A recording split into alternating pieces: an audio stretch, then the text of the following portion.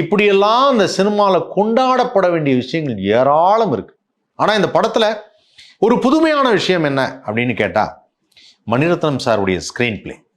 மணிரத்னம் சாருடைய screen play ஒரு கர்ணன் அப்படிங்கிற ஒரு கதையை அதை தழுவி எடுத்த படமாக தளபதி இருந்தாலும், அன்று மகாபாரதத்தில் இல்லாத ஒரு விஷயத்தை தளபதியில் வச்சிருப்பார்.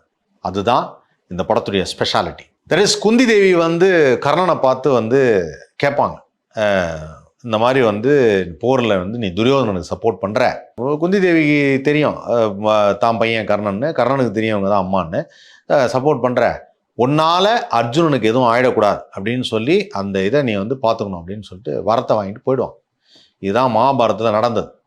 இந்த படத்தில் ஸ்ரீவித்யா ரஜினி சாரை மீட் பண்ணுறாங்க. ரஜினி சாரை மீட் பண்ணும்போது, அம்மா அப்படின்னு அவர் அழுகுறாரு. ஏக்கம், அம்மா இல்லைங்கிற ஏக்கம். அவங்க அந்த பையனை இத்தனை வருஷமாக பார்க்காம பார்க்குறாங்க. தெரிஞ்சிருச்சு இந்த பையன் தான் நம்ம பையன். ஆனால் அவன் இப்போ தேவராஜோட இருக்கான். நம்ம பையன் கலெக்டர். நம்ம எப்படியும் இவங்க 2 பேருக்குள்ளே தான் சண்டை நடக்குது. இப்போ அதே தான் சுச்சுவேஷன், மகாபாரத போர் மாதிரி 2 பேருக்குள்ளே சண்டை நடக்குது. அப்போ அவங்க சொல்கிறாங்க, இந்த சண்டையில் உனக்கும் அர்ஜுனுக்கும் எதுவும் நடந்துடக்கூடாதுப்பா. என்ன ஷாட்டு, என்ன டயலாக். உனக்கும் அர்ஜுனுக்கும் ஏதாவது ஆயிடுச்சுன்னா என்னால தாங்க முடியாது. அந்த அம்மா சொல்லாத ஒரு விஷயத்தை இந்த அம்மா சொல்லியிருக்காங்க. Hats off to Mani Ratnam sir. அந்த இடத்துல தாய்மை அப்படிங்கிறத என்ன அழகாக அந்த டயலாக்ல கன்வே பண்ணியிருப்பாரு.